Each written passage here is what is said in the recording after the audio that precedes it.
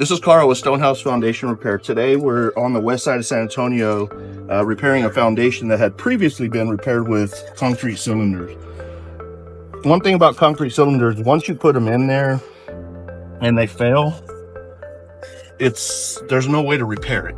Once they've been pushed down, they're compromised. We don't know if you can shim off it and the house is going to stay, or you're going to shim it and it's going to fall back over. So what we have to do is go in and push new piers next to them.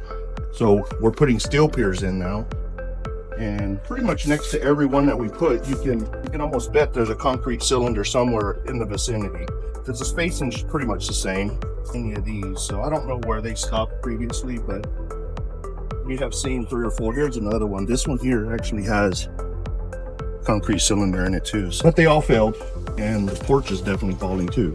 You can see by the concrete here, there's a lot of movement with soil. You got some more stair stepping on the brick. So that's it.